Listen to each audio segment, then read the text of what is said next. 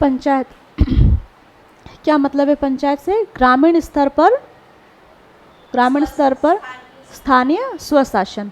ठीक, तो अब देखो, जैसे हमारा देश आज़ाद हुआ, ठीक है, हमारा देश आज़ाद हुआ, संविधान बना हमारे देश का, ठीक है। संविधान में ऐसे बहुत सारे आर्टिकल थे जहाँ पे समय समय पर अलग अलग जगह पर लोकल लेवल पर जो है वो पंचायत की बात कही गई, ठीक है। लेकिन संविधान बनते टाइम, उस टाइम पे एक कोई प्रॉपर आर्टिकल, कोई प्रॉपर पोर्शन हमारे संविधान के अंदर नहीं था, ठीक है। तो अब ये कि जब हम कहते हैं कि केंद्र में केंद्र सरकार होनी चाहिए, राज्य में राज्य सरकारें होनी चाहिए, तो जो एकदम ज़मीनी स्तर है, गांव है, आपका शहर है, वहाँ पर भी तो कुछ इसी तरह की सिस्टम होना चाहिए, ठीक है। हमारे यहाँ जो गांधी जी थे वो ये कहते हैं कि अगर गांवों का विकास हुआ तो ही आप समझना कि आपके देश का विकास अच्छे से होगा, ठीक है। जब तक आपका जो फाउंडेशन है, जो आपका बेस है, वही अच्छा नहीं होगा, तब तक आप स्टेट सेंटर में आप कितना ही अच्छे सिस्टम ले आओ, आप कुछ नहीं कर सकते, ठीक है। तो इसलिए कि लोकल स्तर पर जो है वो लोकल लेवल पर जो है वो आपका प्रशासन अच्छा होना चाहिए। अब ये कि लोकल लेवल पर प्रशासन होना चाहिए, तो उसमें लोग कौन होने चाहिए? आप ही के लोग, वहीं के रहने वाले लोग, ठीक है। उन्हीं के द्वारा जो लोग हैं वही अपने आप को क्या करे, रन करे। ऐसा नहीं होना चाहिए कि कोई राज्य सरकार की तरफ से कोई प्रतिनिधि जा रहा है और वो पंचायत को रन कर रहा है, ग्राम पंचायत में गांव को चला रहा है। नहीं, गांव के लोग अपने ही द्वारा, लोगों द्वारा क्या है वो शासित होना चाहते हैं, क्योंकि गांव की ज़रूरत है, ठीक है। लोकल लेवल की ज़रूरत है, आपके स्टेट और सेंट्रल की ज़रूरत से क्या होती है, अलग होती है, ठीक है। हो सकता है कि जो कानून, जो पॉलिसी आपके राज्य सरकार, राज्यों के लिए उचित है, वो ज़रूरी नहीं है कि आपके गांव के लिए भी उचित हो, ठीक है। हर गांव की डिमांड अलग होती है, हर गांव का जो है वो स्तर जो है वो अलग होगा, ठीक है। तो संविधान बनते समय ओरिजिनली इस बात पर जो क्या है फोकस नहीं किया गया था, ठीक है। इससे पहले अगर थोड़ा सा बैकग्राउंड में जाओ, इससे पहले ब्रिटिश गवर्नमेंट भी जो थी वो भी हिचकती थी कि हम लोकल लेवल पर लोगों को पावर न दें, ठीक है। अब जैसे ये अगर बॉडी आती है तो क्या होगा, आपको पावर देने होंगे वहाँ पे, ठीक है, वहाँ पे भी इलेक्शन होंगे, तो उससे क्या होता है कि एक तरह से शक्तियों का विभाजन हो जाता है। और ब्रिटिशर्स हमेशा से चाहते थे कि सारा का सारा पावर क्या है, हमारे हाथ में रहे, ठीक। तो इस वजह से उन्होंने क्या किया, कभी उन्होंने पावर दिए, कभी उन्होंने पावर नहीं दिए, ठीक है। और इवन आज़ादी के बाद भी जितने भी आपके राज्य सरकारें थी वो भी कतराई कि लोकल लेवल पर जो है इस तरह की बॉडी का गठन होना चाहिए या नहीं होना चाहिए, क्योंकि वो नहीं, अगर ऐसा हुआ तो क्या होगा, कुछ पावर जो है, कुछ शक्तियाँ जो है क्या है, डिस्ट्रीब्यूट हो जाएगी, ठीक है। इसी वजह से क्या है कि शुरुआती टाइम में हमारे यहाँ पे कोई भी प्रोविज़न जो है वो नहीं था। हाँ, अलग अलग जगह पर बात कही गई थी, लेकिन एक सिस्टमैटिक रूप से इसका शेप नहीं था, ठीक। लेकिन इसके बाद संविधान में अलग अलग जगह पर अलग अलग कंटेक्स्ट में कही गई कि एक लोकल शासन जो है वो भी होना चाहिए, ठीक है। क्योंकि देखो, हमारे यहाँ जितने भी सिस्टम है, चाहे जुडिशरी का सिस्टम हो, चाहे सरकार का सिस्टम हो, ठीक है, हमने देखा कि सब में एक क्या है, एक हायरार्की बनी हुई है, ठीक है। सबसे ऊपर वाला हाई, जैसे मान लीजिए जुडिशरी, सुप्रीम कोर्ट, उसके बाद आपका हाई कोर्ट, उसके बाद आपके सबऑर्डिनेट कोर्ट, ठीक है। तो उसी तरह से सरकारों के अंदर ये विभाजन क्यों नहीं होना चाहिए, ये विकेंद्रीकरण क्यों नहीं होना चाहिए, शक्तियों का डिस्ट्रीब्यूशन क्यों नहीं होना चाहिए।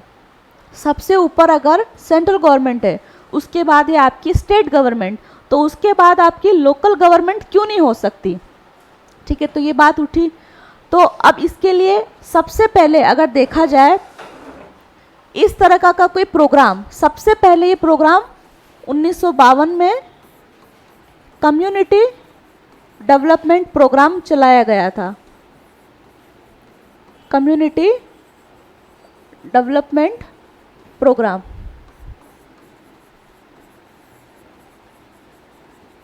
ठीक है। सामुदायिक विकास कार्यक्रम, आज़ादी के बाद पहली बार ये प्रोग्राम चलाया गया था लोकल लेवल पर। तो अगर ऐसे पूछा जाए कि पहली बार कम्युनिटी लोकल लेवल पर अगर कोई प्रोग्राम था रन किया तो वो कौन सा प्रोग्राम था?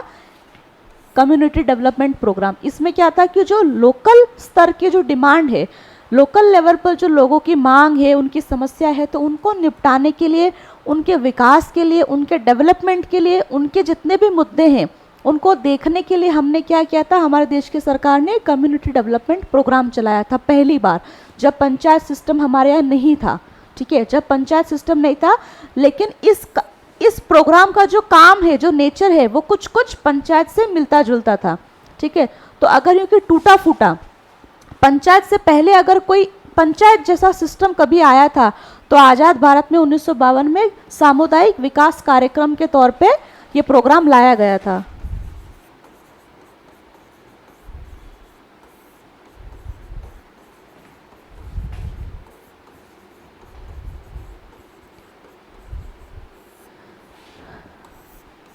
देखो, संविधान के अंदर, ठीक है, या भारत के आज़ाद होने के बाद ये पंचायत सिस्टम हमारे यहाँ शुरू से नहीं था।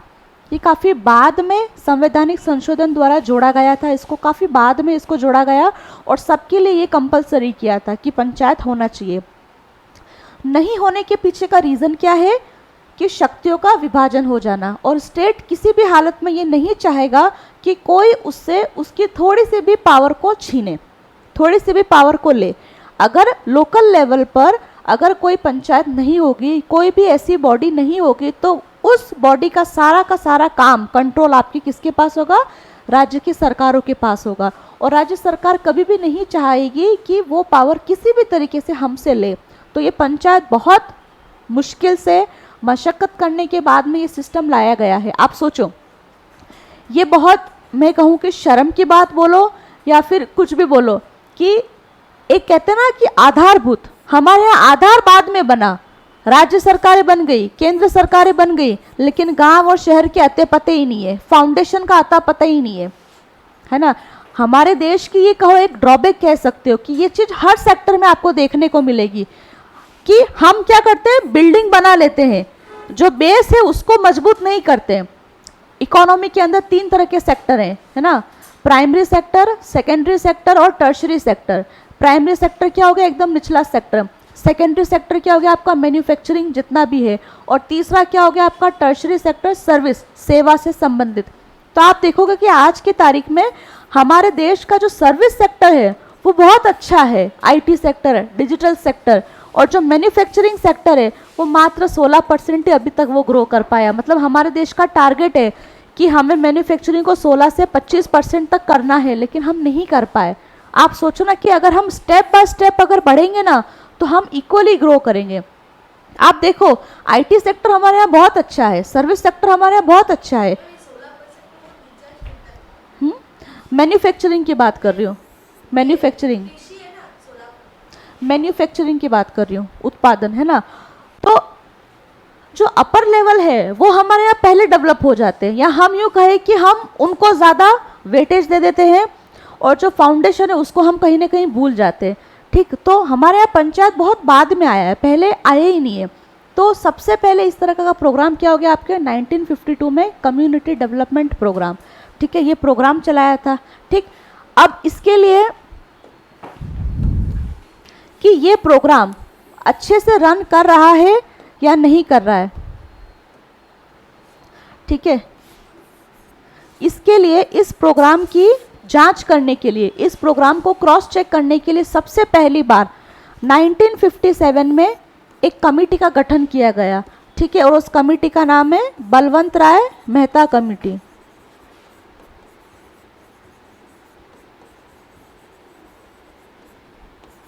बलवंत राय कमेटी का गठन किया गया।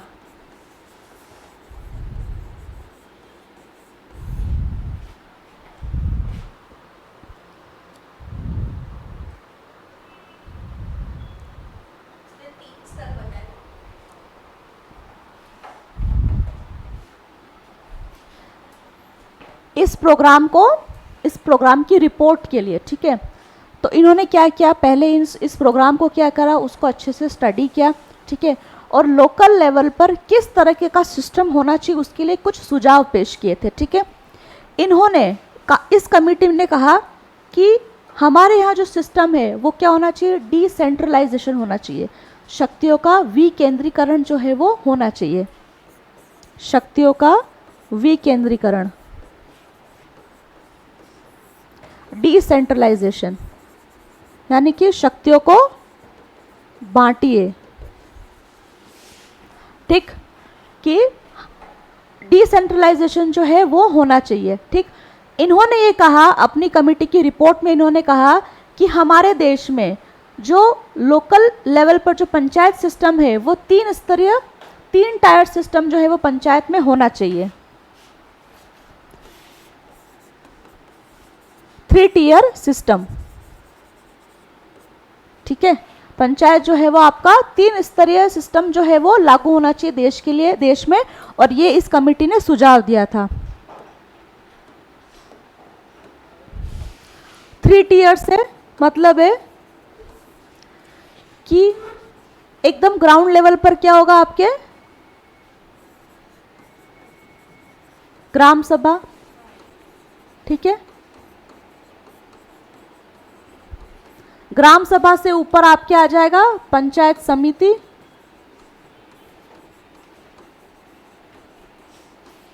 ब्लॉक लेवल, ठीक है, उसके ऊपर आपका आ जाएगा जिला स्तरीय, ठीक है, क्या होगा, जिला परिषद,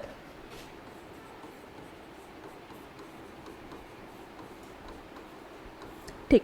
यानी कि ये 3 टियर सिस्टम जो है वो पंचायत के अंदर होना चाहिए, ठीक है। ये सुझाव दिया था बलवंत राय मेहता कमेटी ने कि 3 स्तरीय व्यवस्था जो है वो हमारे देश में होनी चाहिए, हर स्टेट गवर्नमेंट, हर स्टेट के अंदर। ये बलवंत राय मेहता कमेटी ने सुझाव दिया।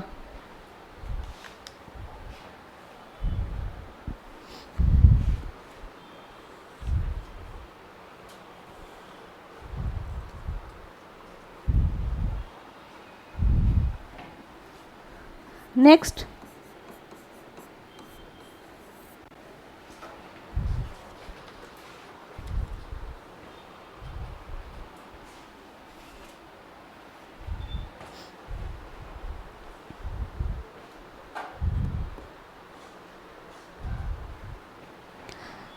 देखो ये जो सारी कमेटियां हैं, ठीक है, इन कमेटियों ने क्या किया है, समय समय पर सुझाव दिया कि पंचायत व्यवस्था ऐसी होनी चाहिए, वैसी होनी चाहिए, इसके अंदर इतने स्तर होने चाहिए, इतने स्तर नहीं होने चाहिए, ठीक है। जब हमारा देश आज़ाद हुआ, ठीक है, और संविधान बना, तो संविधान में कोई भी उस टाइम पे एक प्रॉपर कोई आर्टिकल, कोई भाग, कोई अनुसूची उस वक्त मौजूद नहीं थी जो एक रूप से, समान रूप से हर स्टेट के ऊपर लागू हो, ठीक है। आर्टिकल 40 जो है वो कहता है कि देश में पंचायत सिस्टम होना चाहिए, तो उसको मानना नहीं मानना क्या है, बाध्यकारी नहीं है। तो किसी स्टेट ने माना तो किसी स्टेट ने नहीं माना। तो राजस्थान ऐसा पहला स्टेट था जहाँ पर पहला ऐसा राज्य था जहाँ पर पंचायत व्यवस्था को स्थापित किया गया था, ठीक। 2 अक्टूबर 1959 राजस्थान के नागौर जिले में पंचायत व्यवस्था पहली बार, देश में पहला राज्य था राजस्थान जहाँ पे पंचायत व्यवस्था को क्या किया गया था, लागू किया गया था, ठीक है। इसके बाद राजस्थान के बाद काफ़ी सारे स्टेट ने क्या किया, इसी पैटर्न को क्या किया, फॉलो किया। लेकिन तब तक भी सारे स्टेट में पंचायत व्यवस्था लागू नहीं हो पाई थी समान रूप से, किसी ने लागू किया, किसी ने लागू नहीं किया।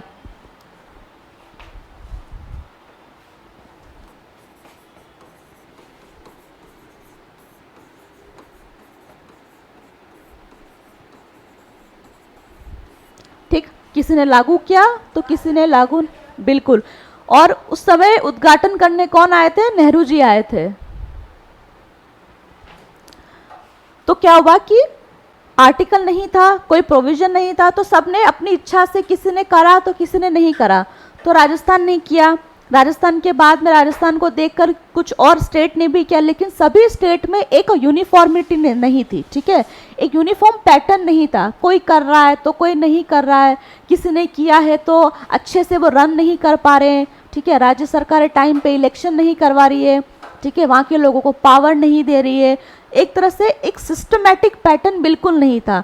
तो उन पैटर्न की कमियां निकालने के लिए ही समय समय पर कुछ कमेटियों का गठन हुआ था। ठीक, उसमें से पहली कमेटी हमने पढ़ी बलवंत राय मेहता कमेटी, उसने पुराने वाले प्रोग्राम को भी स्टडी की और जो मौजूदा हालात थे उनको भी स्टडी किया। तो उस कमेटी ने क्या सुझाव दिया कि पंचायत जो है वो 3 स्तरीय व्यवस्था जो है वो होनी चाहिए। ठीक, उसके बाद अब उन्होंने सुझाव तो दे दिया, अब जिन जिन भी राज्यों ने उसको लागू किया तो वहाँ पर भी क्या था, कमियाँ थी, अच्छे से रन नहीं कर पा रहे थे, वहाँ पे क्या था, सिस्टम में कमियाँ थी। तो अब उस सिस्टम की कमियों को सुधारने के लिए एक और कमेटी का गठन हुआ 1977 में, अशोक मेहता कमेटी का।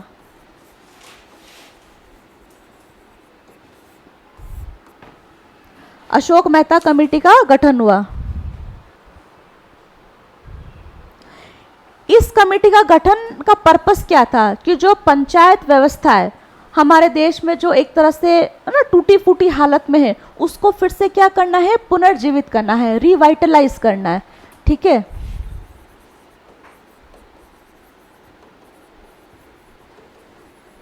हालांकि एक जैसी व्यवस्था तो कहीं भी नहीं थी, लेकिन जहां पर जैसी भी थी वो भी अच्छे तरीके से नहीं थी।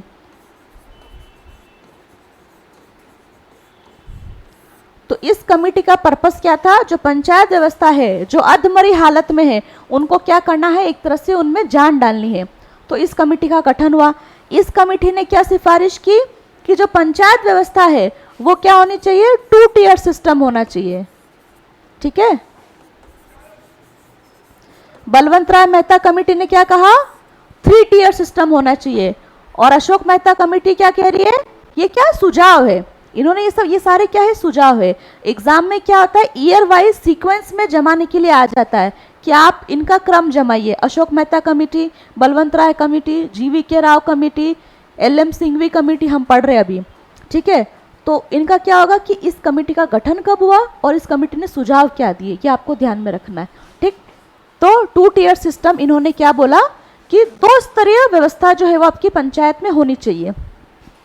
अब आप देख लो, हम कह रहे ये ग्राम सभा, ग्राम सभा क्या होगी आपकी, हर एक गांव के अंदर होती है। ठीक है, जैसे कोई भी पर्टिकुलर कोई गांव है, ठीक है, वहाँ के जितने भी सदस्य हैं, रजिस्टर्ड वोटर्स, आपका नाम मतदान सूची में है तो आप क्या हो जाओगे, उस ग्राम सभा के क्या हो जाओगे, सदस्य हो जाओगे। फिर वहाँ पे क्या होता है, वहाँ पे बहुत सारे वार्ड बने होते हैं, बोलते हैं ना वार्ड पंच का चुनाव होता है। रजिस्टर्ड वोटर्स के आपका नाम मतदान सूची में है या नहीं है, आपके पास में इलेक्शन वोटर ID है या नहीं है, तो आप सब एक गांव के अंदर जो होती है उसको क्या बोलेंगे, हम ग्राम सभा बोलेंगे। तो वहाँ पे क्या होते हैं, समय समय पर चुनाव होते हैं।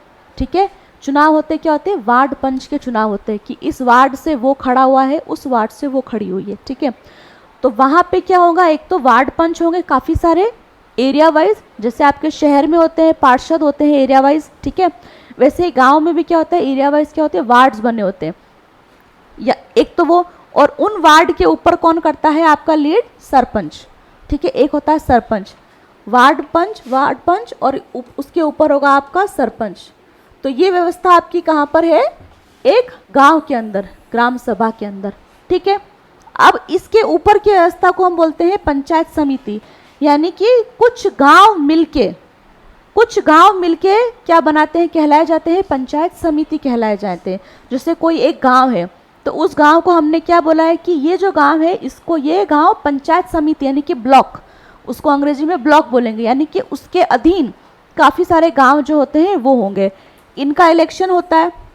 ठीक है, तो इनके क्या होते हैं, मेंबर्स होते हैं। ठीक है, इनका हेड वापस कौन होता है आपका, प्रधान, गांव में प्रधान और उप प्रधान। ठीक है, इनके इलेक्शन होते तब क्या होते हैं कि इनके अंडर में जितने भी ग्राम सभाएं हैं, ग्राम सभा से मेरा मतलब है एक गांव। ठीक है, जितनी भी ग्राम सभाएं हैं वो सब क्या करती है, इनके मेंबर्स को क्या करेगी, वोट करेगी। फिर वो सब जीत जाते हैं, वो वापस उन्हीं में से किसी को प्रधान और किसी को उप प्रधान जो है वो बनाया जाता है। ठीक, और ये आपका आ जाता है जिला परिषद या आपका डिस्ट्रिक्ट लेवल पर है। फिर ये वाले वापस लोग जो है इनको वोट करते हैं। ठीक, तो ये पूरा क्या है, क्रम बना हुआ है। ठीक है, जैसे उदयपुर जिले के अंदर कितनी ग्राम पंचायतें हैं, ऐसे होता है सिस्टम कि उदयपुर जिले के अंदर कितनी ग्राम पंचायतें हैं, मान लीजिए इतनी ग्राम पंचायतें, उस एक ग्राम पंचायत के अंदर कितने गांव वापस आते हैं, तो सिस्टम पूरा ऐसे बना हुआ है।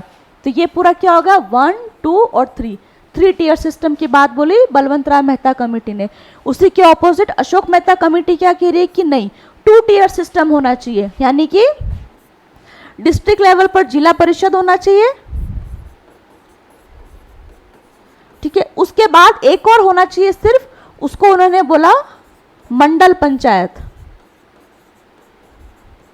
बस मंडल पंचायत के अंदर क्या होंगे, 15 से 20 गांव होंगे, बहुत सारे, जिनकी जनसंख्या 15,000 से 20,000 तक की हो सकती है। बस इसके बाद इन्होंने किसी भी लेवल की बात जो है वो इन्होंने नहीं करी है। इन्होंने क्या बोला कि सिर्फ 2 स्तर ही पंचायत के होने चाहिए। ये इस कमेटी का मेजर सुझाव था, ठीक। उसमें से ये कहते हैं कि जो जिला परिषद है, ये जो बॉडी होगी, इस बॉडी का मेन काम क्या होगा, प्लानिंग करना, जो भी प्रोग्राम है, जो भी नीतियाँ है, जो भी व्यवस्था है, उनकी क्या करना, प्लानिंग करना, रेगुलेशन करना, कंट्रोल करना, कोऑर्डिनेट करना, ठीक है, ये बोलता है। और जो मंडल पंचायत है वो क्या करेगी, जमीनी स्तर पर उस प्रोग्राम को लागू करेगी, सुचारू रूप से चलाएगी, ठीक। लिखो ना, लिखो, लिख नहीं रहे हो?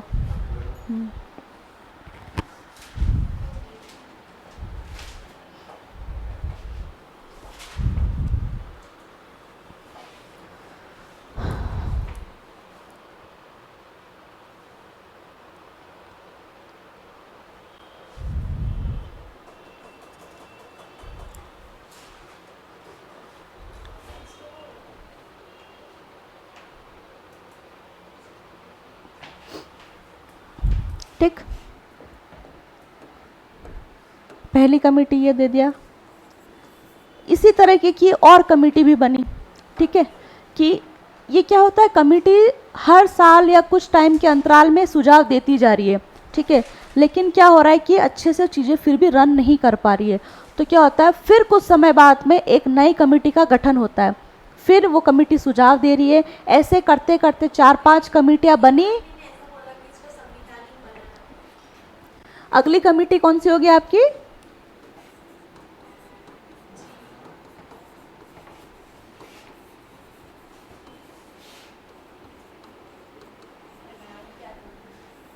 ठीक है,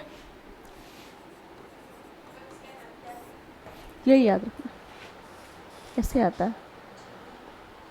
इस कमेटी ने क्या बोला कि जो पंचायत के अंदर जो सिस्टम जो चला आ रहा है, उसके अंदर बहुत ज़्यादा क्या हो रहा है, नौकरशाही बहुत ज़्यादा इंटरफेयर कर रहे हैं, ब्यूरोक्रेट्स बहुत ज़्यादा इंटरफेरेंस जो है वो बढ़ गया है, ठीक है।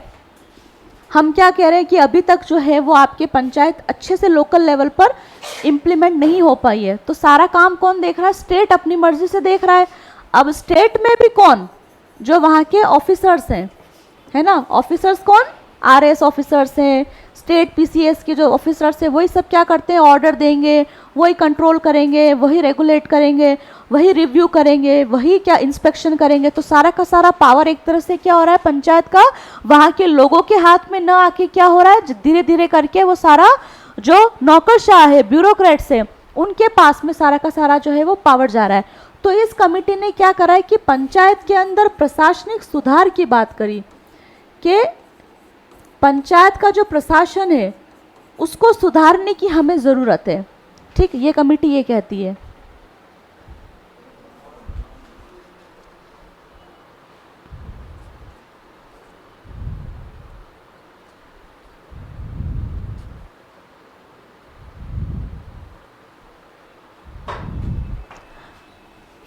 ये कमेटी कहती है कि जिला स्तर पे, जिला स्तर जो है, जिला लेवल पर जो जिला परिषद बना हुआ है, उनके पास, उनको पावर आप ज़्यादा दो, ठीक है। वो सारा प्लानिंग, कंट्रोल, ठीक है, सारे प्रोग्राम को इम्प्लीमेंटेशन करने का काम सबका सब किसको दो, आप जिला लेवल पर दो, ठीक है। उनको ये काम दो, स्टेट को मत दो, ये काम जो है वो आप उनको दो। उसके बाद उन्हीं के प्लान को सिस्टमेटिकली क्या है निचले स्तर पर जो क्या है वो इम्प्लीमेंट किया जाएगा, लागू किया जाएगा। ठीक, ये कहता है ये वाली कमेटी कहती है कि जो जिला स्तरीय व्यवस्था है, जिला स्तर पे जो बना हुआ है लेवल, उसको ज़्यादा पावर दो। ठीक है, इससे क्या होगा, वो कहता है कि अगर ऐसा रहा तो इससे क्या होगा कि प्लानिंग जो है वो अच्छे से हो पाएगी। ये इस कमेटी का मानना है कि जिला स्तर का जो लेवल है उस वहाँ पे जो लोग हैं उनको आप ज़्यादा क्या करो, पावर दो। ठीक है, इसके लिए इन्होंने सुझाव दिया कि डिस्ट्रिक्ट डेवलपमेंट कमिश्नर होना चाहिए। इसका सुझाव जो है वो इन्होंने दिया। हाँ,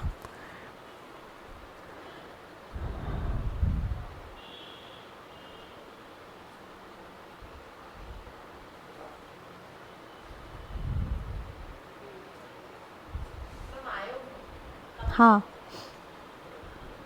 यानी कि इस बॉडी के पास में सारा का सारा पावर होना चाहिए कि वो क्या कर सके, सारे कामों का क्या कर सके, नियमन कर सके। तो इस कमेटी की मेजर सिफारिश क्या थी कि डिस्ट्रिक्ट लेवल पर ज़्यादा से ज़्यादा पावर को क्या करना चाहिए, देना चाहिए। वो ये कमेटी का ये मानना है। ठीक, अब ये कि कमियां तो फिर भी थी, इसके बाद भी सुझाव पे सुझाव आ रहे, लेकिन सिस्टम हाँ, जिला स्तरीय, जिला पर। ठीक है, अगली कमेटी लिखो, LM सिंघवी कमेटी।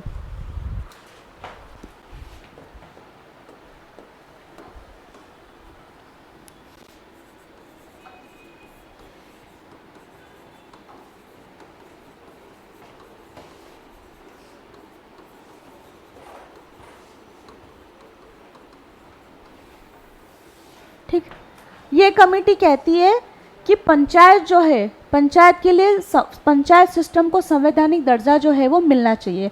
यानी कि पंचायत के लिए एक प्रॉपर कॉन्स्टिट्यूशन के अंदर एक भाग, एक अनुसूची मौजूद होनी चाहिए। तो वो कहती है कि पंचायत सिस्टम को एक संवैधानिक प्रारूप देने की आवश्यकता है।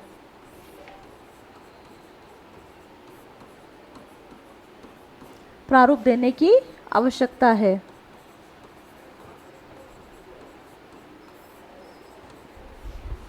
ठीक,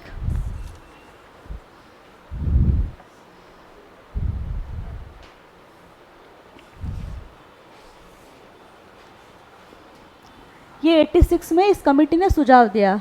ठीक है, कि ऐसे सिर्फ सिफारिश करने से कुछ नहीं होता है। जब तक संविधान के अंदर proper part, proper articles, proper provision नहीं होंगे, तब तक नहीं लगता कि पंचायत सिस्टम जो है वो सुचारू रूप से पूरे देश में एक समान रूप से लागू हो पाएगी। इसके लिए ज़रूरी है कि पंचायत को एक संवैधानिक दर्जा जो है उस सिस्टम को मिलना चाहिए। ठीक, इन्हीं की बात को मान के आगे चलकर सबसे पहले राजीव गांधी सरकार ने पंचायत अमेंडमेंट, पंचायत बिल को जो है वो संसद में पेश किया था।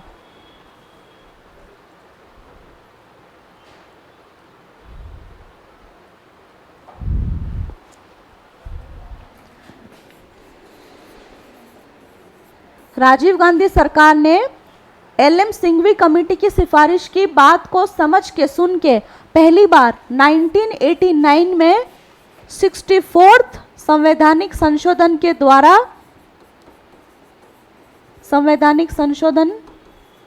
के द्वारा पंचायत बिल को सदन के अंदर रखवाया था, लेकिन वो किसी रीज़न से पास नहीं हो पाया। ठीक, तो पहली बार अगर बोला जाए कि पंचायत बिल को किस सरकार के ज़रिए रखा गया, तो ईयर है आपका 1989 और राजीव गांधी सरकार ने पहली बार जो है वो रखवाया था। ठीक, रखवाया था, पास नहीं हुआ था ना, पास नहीं हो पाया। अगर हाँ पास नहीं हो पाया तो इस बिल को क्या हुआ, अगली सरकार ने फिर से, अगली सरकार कौन थी इसके बाद आपके, बताओ? वीपी सिंह गवर्नमेंट,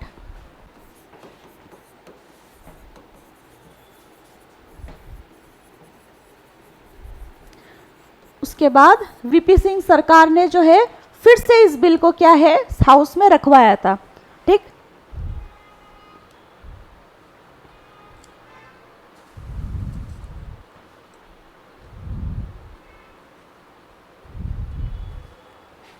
लेकिन फिर भी क्या हुआ, ये बिल जो है वो आपका पास नहीं हो पाया था क्योंकि सरकार जो है वो गिर गई थी।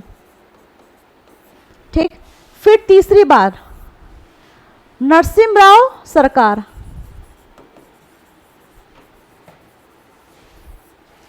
नरसिंह राव सरकार के समय 1990 ये बिल को फिर से हाउस के अंदर इन्होंने रखवाया था कि पंचायत बिल को जो है वो फिर से रखवाना चाहिए।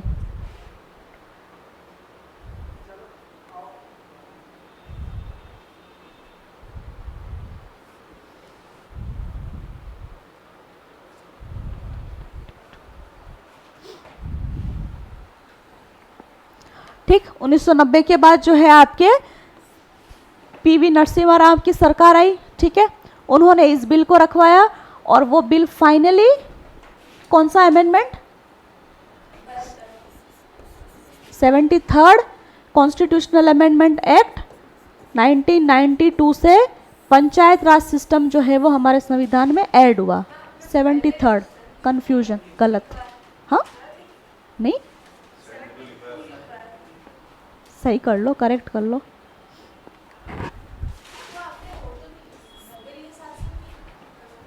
हाँ,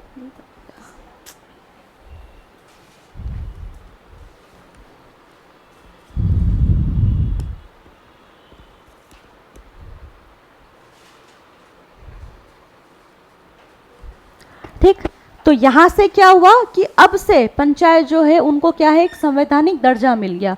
ठीक है,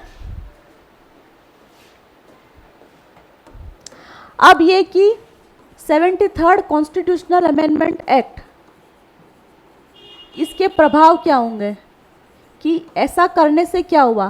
पहला प्रभाव कि जो पंचायत सिस्टम है उसको क्या मिल गया है, संवैधानिक दर्जा मिल गया है अब।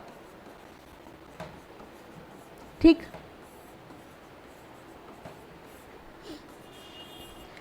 इसके प्रभाव में आते ही जो आपका आर्टिकल 40 है जो पंचायत की बात कहता है उसको एक तरह से क्या मिल गई, आधिकारिक मान्यता मिल गई। ठीक है, आर्टिकल 40 के अंदर बोला गया है कि गांवों के अंदर जो है वो पंचायत सिस्टम होना चाहिए, लेकिन इस अमेंडमेंट के आते से ही क्या हुआ, ये एक तरह से इफेक्टिव हो गया प्रैक्टिकल रूप में। प्रैक्टिकली ये आर्टिकल 40 क्या है, अमल में आ गया। अभी तक क्या था, सिर्फ थ्योरेटिकल था। आर्टिकल 40 में बात बोली गई थी लेकिन अभी तक किसी भी स्टेट गवर्नमेंट ने जो क्या है उसको लागू नहीं किया था। लेकिन अब से क्योंकि हम एक बिल लेकर आ गए हैं और इसके अंदर सारी बातें हैं, एक्ट बन गया है और पूरे देश में जो है वो सभी जगह पंचायत सिस्टम जो है वो आपका होना चाहिए। ठीक, तीसरा, पंचायत सिस्टम को इस अमेंडमेंट के थ्रू भाग 9 के अंदर इसको जोड़ा गया। भाग 9 के अंदर आपका क्या है, पंचायत सिस्टम। ठीक, और शेड्यूल 11वीं अनुसूची जो है वो आपकी पंचायत के लिए अलग से ऐड की गई।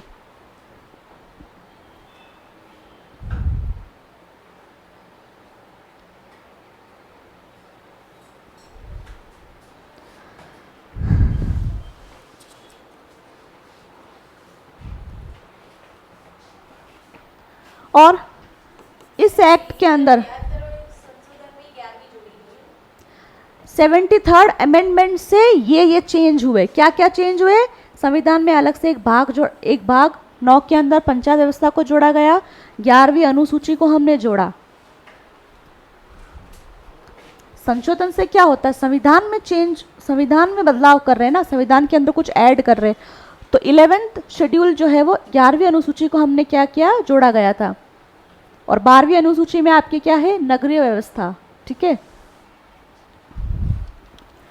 पांचवा, ये जो एक्ट आया, कानून बन गया, अब ये फाइनल पंचायत एक्ट बन गया। ठीक, इसमें 2 बातें कही गई कि इसके अंदर 2 तरह के प्रावधान किए गए। पहला, कंपलसरी प्रोविजन, और दूसरा वॉलेंटरी, वो अपन आगे पढ़ेंगे। यानी कि कुछ प्रावधान तो ऐसे थे जो सभी स्टेट को कंपल्शन है, कंपल्सरी है उनके लिए, उनको मानना ही मानना है, और कुछ ऐसे प्रावधान थे वो सभी स्टेट की स्टेट गवर्नमेंट के ऊपर छोड़ा गया कि आप चाहे तो ये पावर आप अपने राज्यों की पंचायत को दो, आप नहीं चाहो तो आप नहीं दे सकते हो। तो दो तरह के प्रावधान है, कंपल्सरी और दूसरा वॉलेंटरी।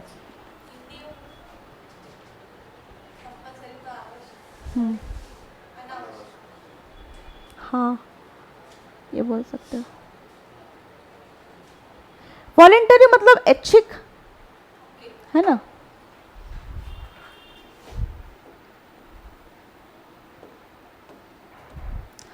अब ये कि इस एक्ट में क्या क्या बातें बोली गई, ठीक, हेडिंग डालो, प्रमुख विशेषताएं, फीचर्स।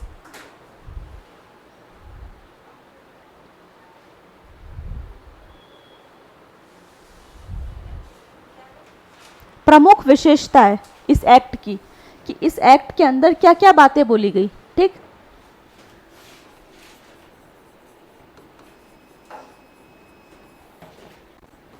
पहली बात ये बोली गई कि पूरे देश में सभी राज्यों में समान रूप से त्रिस्तरीय पंचायत व्यवस्था लागू होगी। 3 टियर व्यवस्था जो है वो लागू होगी। 3 टियर में क्या हो गया आपका, ग्राम सभा, पंचायत समिति और जिला स्तर पर जिला परिषद, ठीक। तो त्रिस्तरीय प्रणाली जो है वो आपके पूरे देश में लागू होगी। हाँ, हो सकता है हर स्टेट में उन तीनों का नाम अलग अलग हो, जैसे उसको राजस्थान में किसी और नाम से बुलाते हैं, तो हो सकता है मध्य प्रदेश में किसी और नाम से बुलाए, लेकिन टियर कितने होंगे, लेवल कितने होंगे, 3 होंगे सभी स्टेट में। पहली बात। दूसरी बात, ग्राम सभा।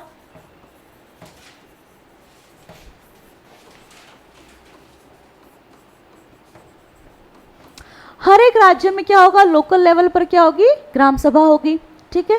ग्राम सभा से क्या मतलब है, वहां के रजिस्टर्ड वोटर,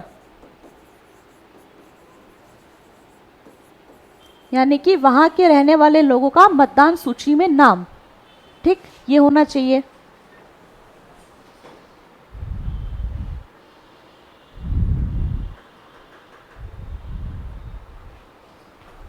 तीसरा, सदस्यों का चुनाव।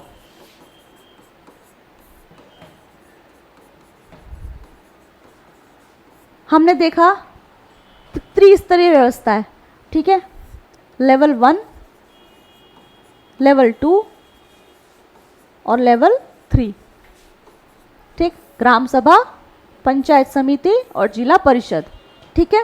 अब इनके इलेक्शन कैसे होंगे, तो इनकी इलेक्शन की बात कही गई।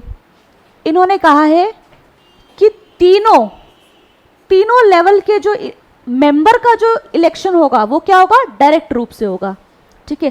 हर लेवल पे क्या होते हैं, कुछ सदस्य होते हैं, फिर क्या होता है, उनके ऊपर अपना एक हेड होता है, ऐसे ही होता है। जैसे लेवल 1 पर क्या होगा, सारे वार्ड पंच होंगे पहले, फिर उनका मुखिया कौन होगा, सरपंच होगा। उसी तरह लेवल 2 पे क्या होंगे, पंचायत समिति के सदस्य होंगे कुछ, उनका हेड होगा प्रधान और उप प्रधान। जिला स्तर पर भी क्या होगा, कुछ उनके मेंबर होंगे और उनका हेड होगा आपका जिला प्रमुख, जिला प्रभारी, जो भी, ठीक, ये होगा। तो अब क्या होगा, एक तरफ तो सदस्य, एक तरफ उनके हेड, तो इन तीनों लेवल के जो सदस्य है उनका चुनाव जो क्या है आपका प्रत्यक्ष रूप से होगा।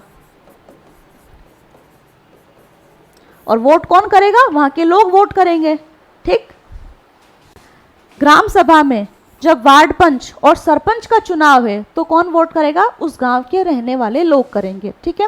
फिर मैंने बताया आपको कि पंचायत समिति का मतलब है कि उस पंचायत समिति के अंदर बहुत सारे गांव आते हैं, तो जब पंचायत समिति का चुनाव होगा, ठीक है, तो वहां पे वोट कौन करेंगे, उस पंचायत समिति के अंदर जितने भी गांव आ रहे हैं वहां के लोग उनको क्या करेंगे, वोट करेंगे।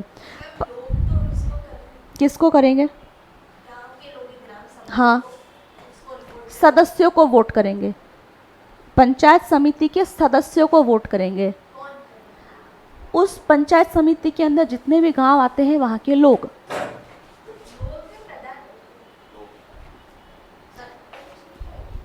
देखो कंफ्यूज हो रहे हैं।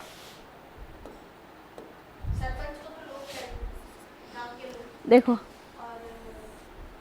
लेवल 1 पर क्या होंगे आपके, एक तो वार्ड पंच होते हैं, ठीक है। ये क्या हो गए, एक गांव है पूरा और वहां पे अलग अलग एरिया वाइज जो है वो खड़े होंगे इलेक्शन के लिए। गांव में जैसे आपके होता है ना, सिटी में होता है पार्षद होते हैं, आपका वार्ड नंबर 40 है, 50 है, 45 है, तो क्या होगा, अलग अलग वार्ड के लोग होते हैं, तो वो वाले वार्ड वाले क्या होते हैं, उस पर्सन को क्या करते हैं, वोट करते हैं, ठीक। फिर उनके ऊपर कौन उनको लीड करता है, मेयर करता है। तो वैसे ही, हाँ, महापौर। तो वैसे ही गाँवों में क्या होता है, एक गाँव की बात हो रही है यहाँ पे, एक पर्टिकुलर गाँव की बात हो रही है। उसी तरह गांव के अंदर भी क्या होंगे, आपके अलग अलग वार्ड्स बने होंगे, ठीक है। उस एरिया के वार्ड को ये बोलेंगे, तो वहाँ से लोग खड़े होते हैं, पहले उनके लिए चुनाव होंगे, ठीक। फिर क्या होगा, इन सब का मुखिया कौन होगा, आपका सरपंच। फिर जो लोग हैं वो सरपंच के लिए भी चुनाव करेंगे।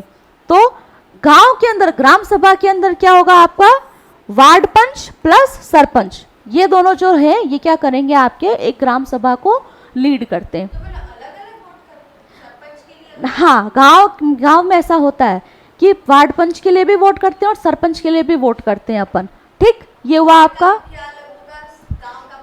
हाँ, वार्ड पंच के ऊपर कौन होगा, आपका सरपंच होगा, प्रमुख, गांव का हेड मतलब, ठीक है। ये हो गया आपका ग्रामीण स्तर पर।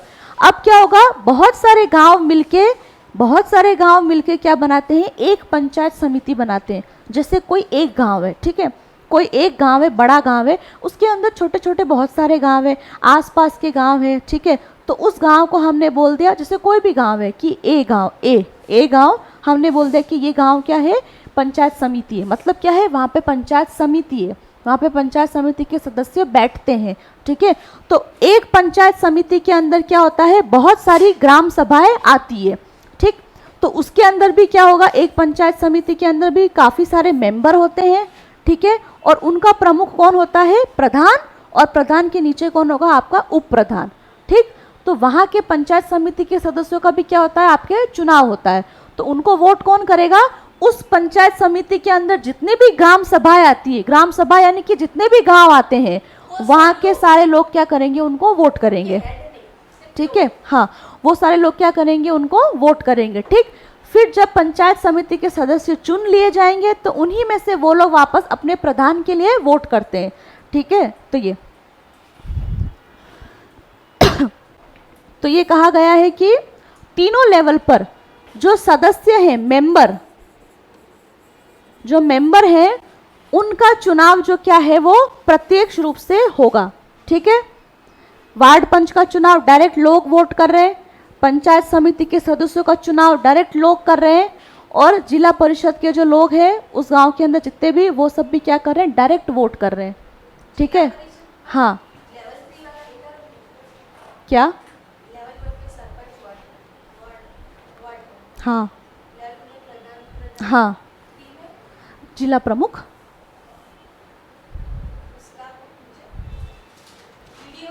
मेंबर, बीडीओ तो यहाँ बैठता है, ब्लॉक पंचायत समिति, किसके नीचे, उप प्रधान,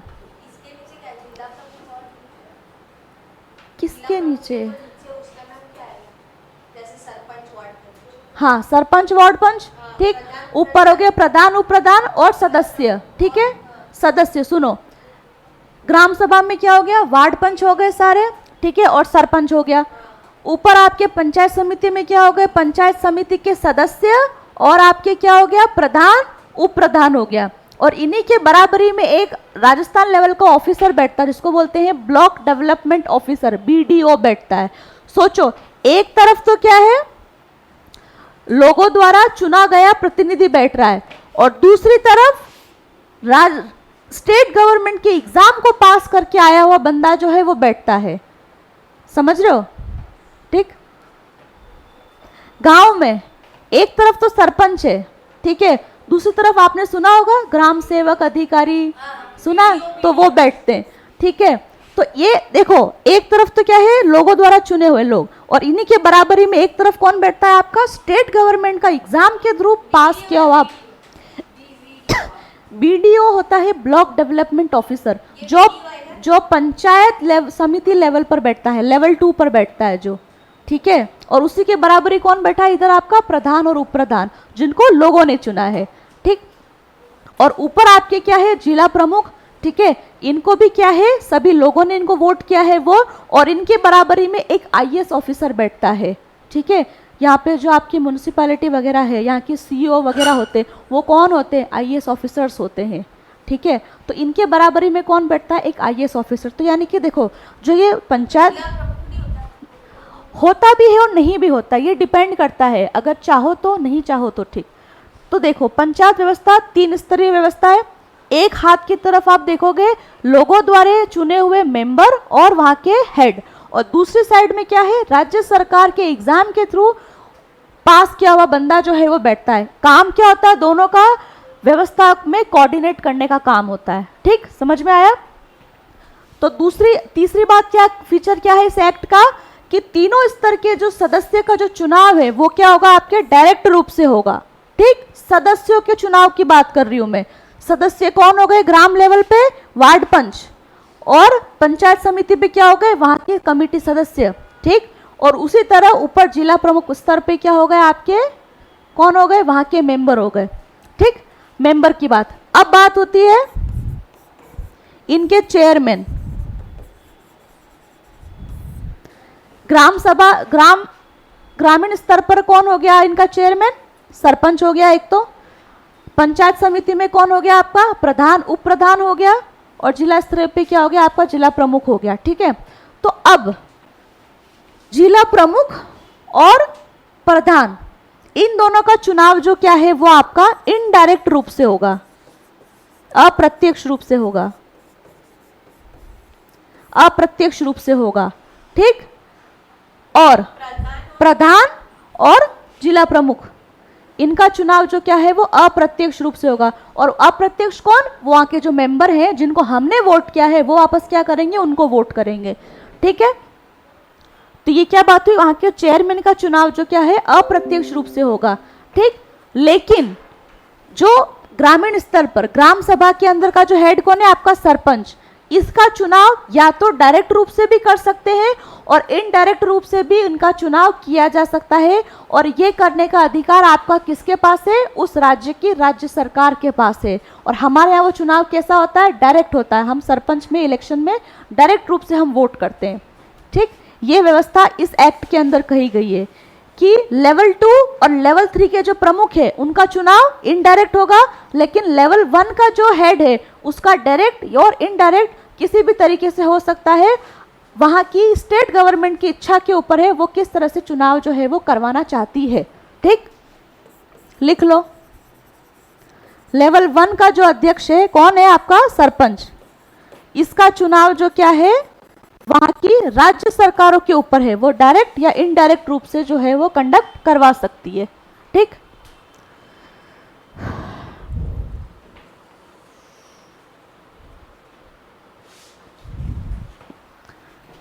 अब ये कि हमने देखा कि मेंबर है, चेयरमैन है, तो पंचायत के अंदर कितना रिजर्वेशन महिलाओं के लिए दिया गया है,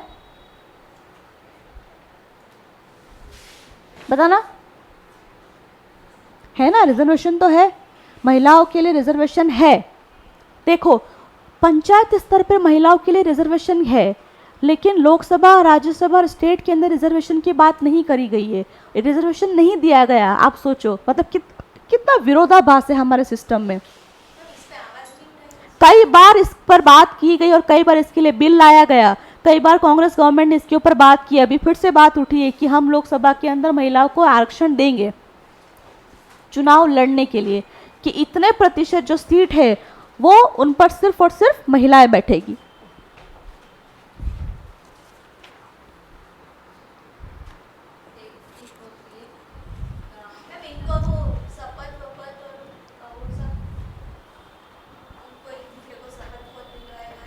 तो पंचायत में महिलाओं के लिए रिजर्वेशन कितने बात की, 1/3 इलेक्शन की बात की, 1/3 रिजर्वेशन की बात की है। 1/3 सीट जो है वो महिलाओं के लिए क्या है, आरक्षित की गई है, कि इतने सीट्स पर जो है वो महिलाएं ही बैठेगी, ठीक है। मेंबर हो सकती है, सरपंच भी हो सकती है, पूरे पंचायत स्तर पर जो क्या है 1/3 सदस्य जो होंगे वो आपके क्या होंगे, महिलाएं होंगी। तो आरक्षण कितना परसेंट है, 1/3 रिजर्वेशन की बात की गई है, ठीक है। हाँ क्या कह रहे हो? उनको खड़ा किया जाता है, जैसे सीट कि इस सीट पर क्या है महिला आरक्षित है, तो वहां से जो उम्मीदवार है जो आपका महिला ही खड़ा होता है, महिला ही खड़ी होती है, सॉरी, समझ रहे हो? वो जीतते ही है, बिल्कुल जीतते हैं, जीतते हैं। वो नहीं जीतते तो छोड़ो आप, है ना। लेकिन हाँ, हाँ हाँ बिल्कुल, हाँ बिल्कुल ऐसे, ठीक। अब ये कि पंचायतों का कार्यकाल कितना होना चाहिए, टेन्योर कितना होगा बताओ, 5 साल, ठीक है। नॉर्मल जितना आपका लोकसभा और राज्यसभा का टेन्योर है उतना ही क्या है एक पंचायत का कार्यकाल होगा, ठीक है। 5 साल जो है एक पंचायत का कार्यकाल होगा। लेकिन अगर उनको समय से पहले भी जो क्या है पंचायत रद्द की जा सकती है, जैसे लोकसभा राज्यसभा होती है, लोकसभा और विधानसभाएं को भंग किया जा सकता है, वैसे ही अगर लगता है कि नहीं काम नहीं चल रहा है तो समय से पूर्व भी उन पर क्या किया जा सकता है, उस पंचायत को क्या कर सकते हैं, भंग कर सकते हैं, ठीक। तो अब देखो सामान्य पीरियड में, सामान्य परिस्थिति में क्या होगा, 5 साल तक आप रन करोगे। लेकिन अगर मान लीजिए पहले ही आपको नई पंचायत बनानी पड़ रही है, ठीक है, तो अगर 6 महीने के अंदर अंदर आपको क्या करवाने होंगे, फिर से पंचायत के इलेक्शन करवाने होंगे, ठीक।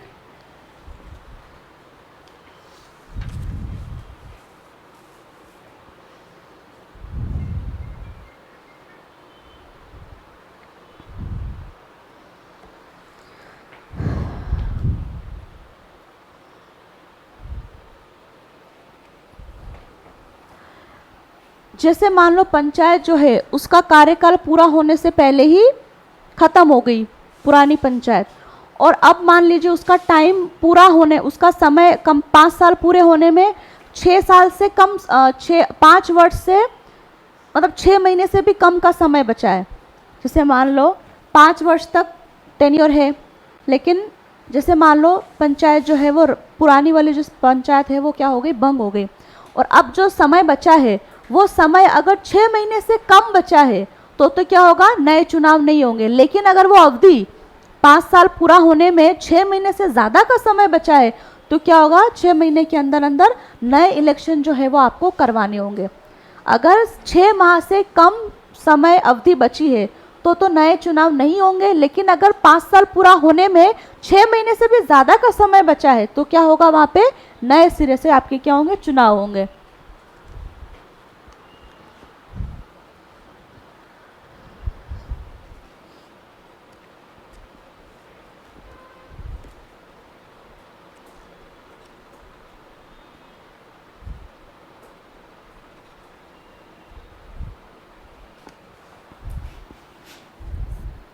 नेक्स्ट बात क्या बोली गई है इस एक्ट में कि पंचायत के इलेक्शन के लिए, पंचायत के इलेक्शन को करवाने के लिए राज्य के अंदर एक स्टेट इलेक्शन कमीशन का गठन किया जाएगा, राज्य निर्वाचन आयोग, ठीक है, राज्य निर्वाचन आयोग। इसका काम क्या होगा, पंचायत में सीटों का वितरण, है ना, पोलिंग करवाना, इलेक्शन करवाना, तारीखें घोषित करना, इलेक्शन कंडक्ट करवाना, जो गणनाएं होती है, इलेक्शन काउंटिंग होती है, वो सारा प्रोसेस। तो स्टेट के अंदर क्या होगा, एक स्टेट इलेक्शन कमीशन का गठन होगा जिसका काम क्या होगा, पंचायत के इलेक्शन को सुचारू रूप से कंडक्ट करवाना, मतदान सूची तैयार करवाना। ऐसा होता है कि इलेक्शन जब आने वाले होते हैं तो क्या होगा, आपके घर के बाहर एक लिस्ट आती है कि आप अपना नाम जुड़वाना चाहते हो वोटर लिस्ट में, पूछा जाता है ना, या आप अपना वोटर आईडी में अगर कुछ गलती है तो करवाना चाहते हो, ऐड करवाना चाहते हो, नहीं करवाना चाहते हो। तो ये सारा काम करने के लिए क्या होगा, पंचायत के इलेक्शन के लिए एक स्टेट लेवल पर स्टेट इलेक्शन कमीशन का जो क्या होगा, गठन होगा। पंचायत के चुनाव को करवाना, उसमें सारी चीज़ें शामिल हो जाएगी आपको। मतदान सूची तैयार करवाना, गणना करवाना, काउंटिंग करवाना, इलेक्शन की डेट डिक्लेयर करना। ठीक है,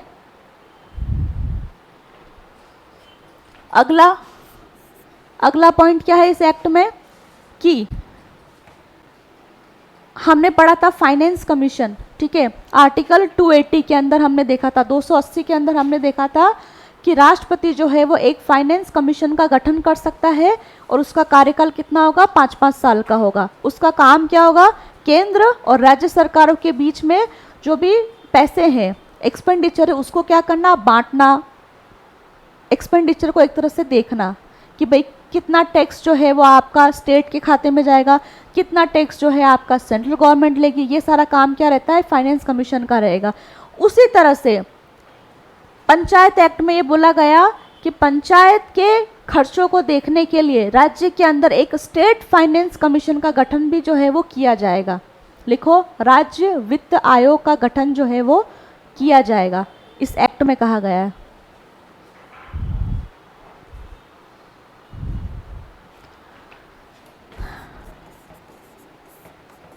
राज्य वित्त आयोग, और इसका गठन जो है वो कौन करेगा, राज्यपाल, गवर्नर, और इसका कार्यकाल भी कितना होगा, 5 वर्ष।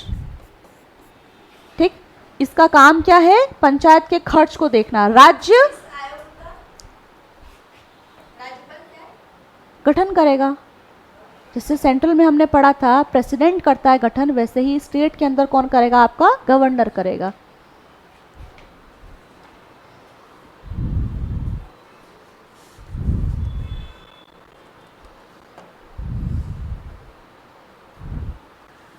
इसका काम क्या है कि राज्य सरकार स्टेट और वहाँ के अंदर उस राज्य के अंदर जितने भी पंचायतें हैं, ठीक है, उनके अंदर टैक्स है ना, टैक्स कर हो गया, फी हो गया, किसी भी तरह का पैसा है, उसका वितरण कैसे होगा। ठीक है, पैसों के वितरण को देखने का काम क्या होगा, आपके वित्त आयोग का होगा। ठीक, एक्सपेंडिचर को क्या करता है, ये डिस्ट्रीब्यूट करता है, विभाजन, कि कितना पैसा, कितना फंड पंचायत को राज्य सरकार से मिलना चाहिए, है ना, कितना % टैक्स जो है वो आपकी पंचायत ले सकती है। डिस्ट्रीब्यूशन यानी कि पैसों का जो है वो क्या करता है, एक डिस्ट्रीब्यूशन करता है। पंचायत को कभी कभी फंड की ज़रूरत होती है, तो उनको कितना फंड देना है, तो वो सब डिसाइड करने का पावर किसके पास है, आपका राज्य वित्त आयोग के पास में। और ये गठित कौन करता है, राज्यपाल करेगा 5-5 साल के लिए, हर 5 साल में नया गठन होगा। ठीक,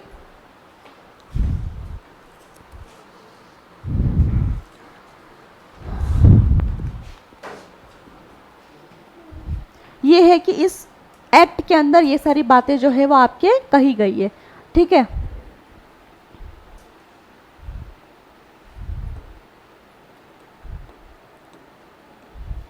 अगला हमने देखा कि इस एक्ट ने ये कहा है कि 2 तरह के प्रावधान किए हैं, कंपलसरी प्रावधान और दूसरे वॉलेंटरी। तो ऐसे कौन कौन से प्रावधान हैं जो कंपलसरी रूप से राज्यों को जो है वो मानने ही मानने हैं, तो वो अपन देख लेते हैं। सबसे पहले ये बात ध्यान रखो कि पंचायत के अंदर, ठीक है, 11वें शेड्यूल के अंदर 29 मैटर जो है वो सौंपे गए हैं पंचायतों को, हमने देखा था। और म्यूनिसिपैलिटी के अंदर कितने, 18 मैटर। ठीक है, तो यानी कि 29 मैटर्स जो है उसमें काफ़ी सारे मैटर है, योजनाएं, नीतियाँ, है ना, लोकल जो आपका प्रशासन होता है, पानी वगैरह, वो सब जो है वो आपका पंचायत उसको हैंडल करती है। तो अब ये कि कंपलसरी प्रोविज़न,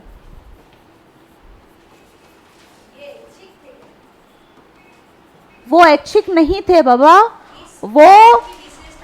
वो जो पंचायत एक्ट है उसके अंदर क्या क्या बातें बोली गई है हमने वो देखी है। हाँ, तो उसके अंदर एक विशेषता ये थी कि कुछ प्रोविजन को क्या किया है, कंपलसरी किया है, कुछ को क्या किया है हमने, वॉलंटरी किया है। तो अब अपन देख रहे हैं कि कौन कौन से ऐसे प्रावधान है जिन्हें कंपलसरी रूप से लागू करना ही करना है वहाँ की राज्य सरकारों को। ठीक, क्या प्रोविजन है,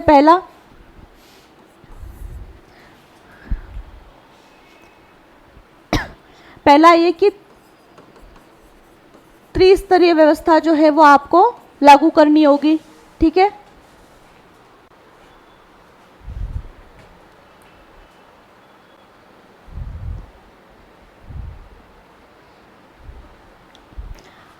इलेक्शन लड़ने की एज 21 वर्ष होनी चाहिए पंचायत में, ठीक।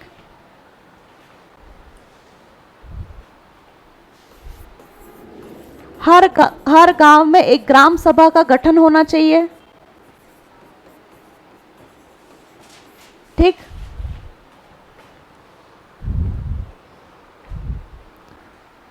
लिखो 4th पॉइंट, तीनों स्तर पर सीटों के लिए प्रत्यक्ष रूप से चुनाव, जो हमने एक्ट में भी देखा। तीनों स्तर पर सदस्य के लिए प्रत्यक्ष रूप से चुनाव, direct election for members at all 3 level.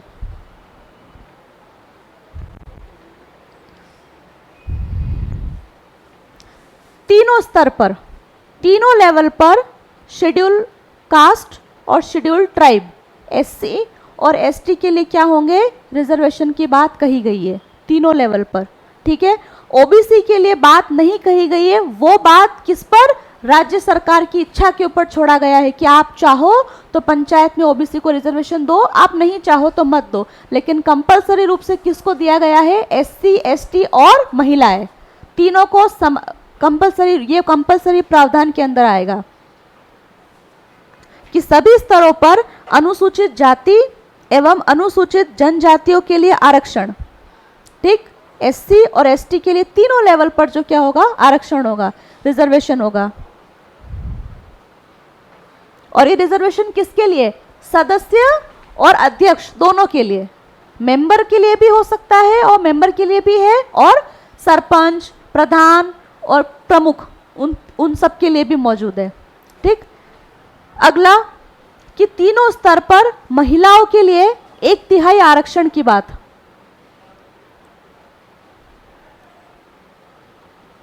ठीक। ये सारे प्रोविजन क्या है, कंपलसरी है।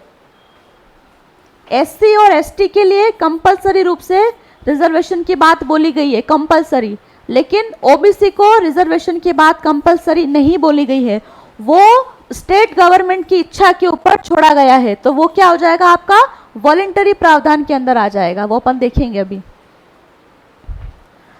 अगला, राज्य निर्वाचन आयोग का गठन होना, देखा अभी, स्टेट इलेक्शन कमीशन पंचायत के इलेक्शन करवाता है। अगला, पंचायतों की वित्तीय समीक्षा करने के लिए प्रत्येक 5 वर्ष बाद एक राज्य वित्त आयोग की स्थापना।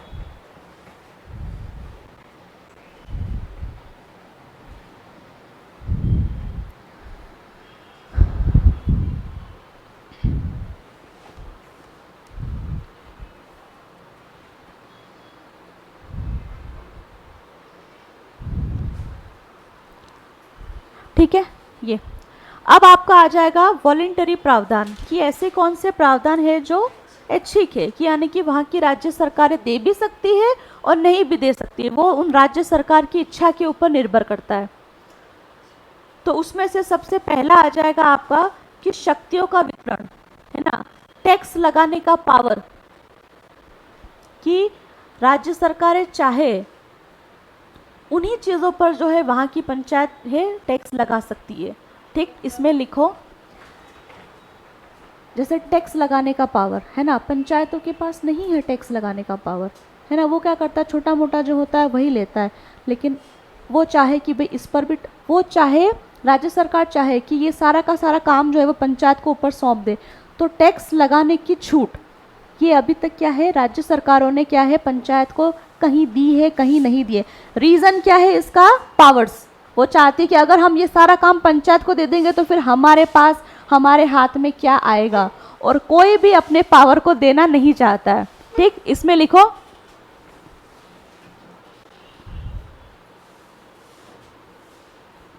सबसे पहले लिखो, राज्य सरकार द्वारा संग्रहित कर, टैक्स, शुल्क, फीस आदि को पंचायत को अधिकृत करना।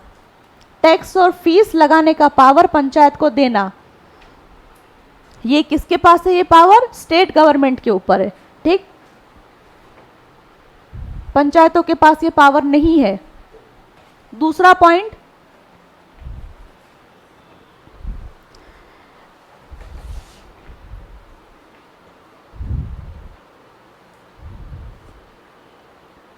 पंचायत के किसी भी स्तर पर, पंचायत के किसी भी स्तर पर पिछड़े वर्ग के लिए, other backward class OBC, panchayat के किसी भी स्तर पर पिछड़े वर्ग के लिए आरक्षण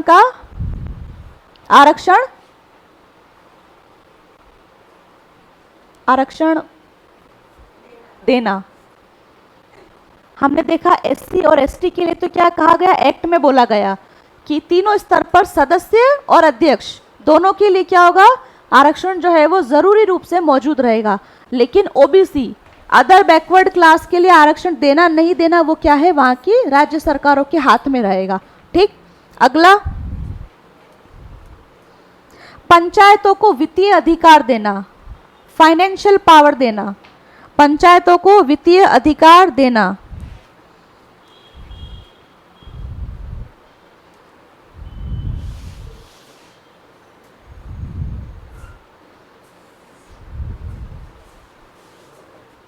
ठीक, ये सारे आपके प्रोविजन क्या हो गए, वॉलेंटरी प्रोविजन जो है आपके हो गए।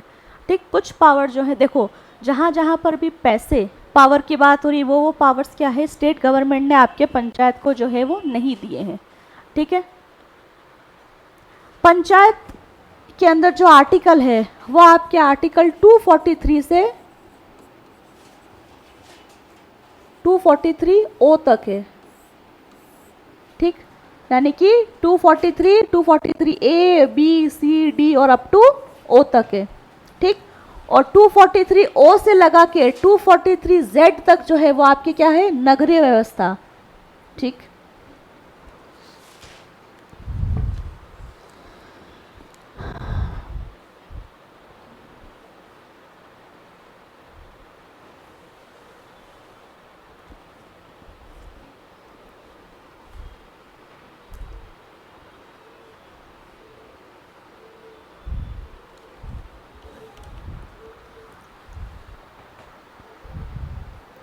ये क्या हुआ, आपका पंचायत एक्ट हुआ।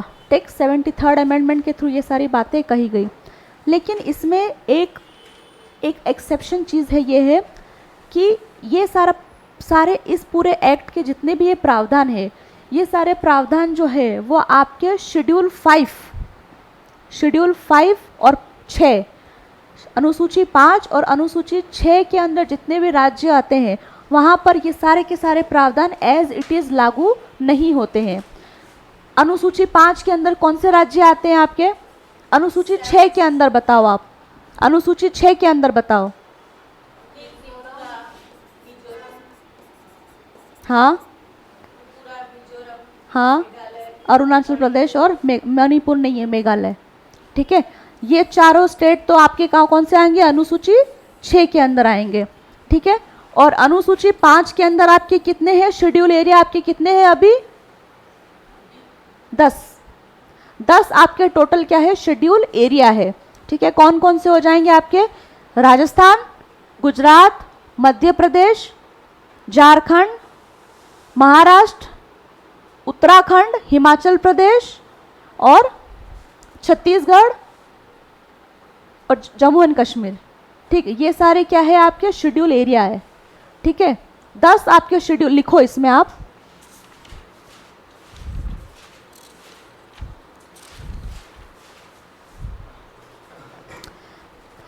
पहले लिखो कि पंचायत एक्ट के ये सारे प्रावधान जो है वो अनुसूची 5 और अनुसूची 6 के राज्यों पर लागू नहीं होती है।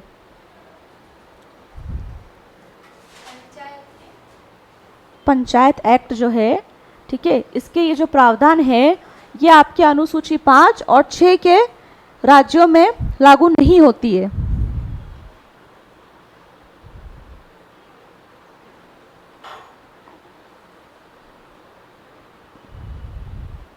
ठीक, शेड्यूल 5 के अंदर जो है शेड्यूल 5 के अंदर आपके कितने टोटल शेड्यूल एरियाज हैं, 10 आपके क्या है अनुसूचित क्षेत्र है।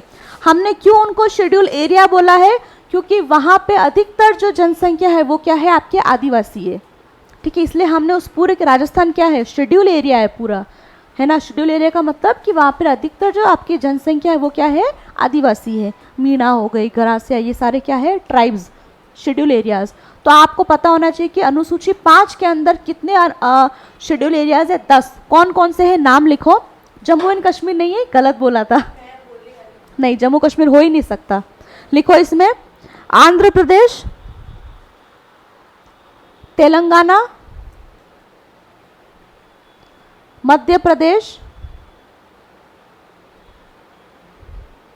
झारखंड, छत्तीसगढ़, राजस्थान, गुजरात, हिमाचल प्रदेश, महाराष्ट्र और लास्ट है उड़ीसा। ये सारे क्या है, आपके शेड्यूल एरियाज। ये आपके कौन सी अनुसूची में, अनुसूची 5th के अंदर ये मौजूद है। और अनुसूची 6 के अंदर आपके कौन से एरिया है, 4 एरिया है। कौन कौन से, नाम लिख लो। हाँ,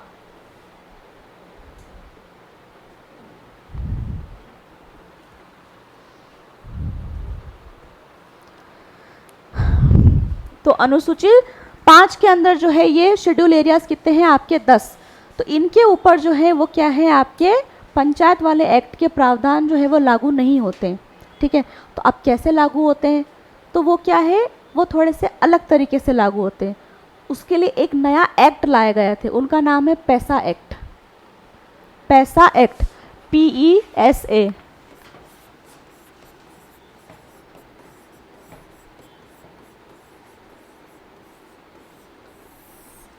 ठीक है,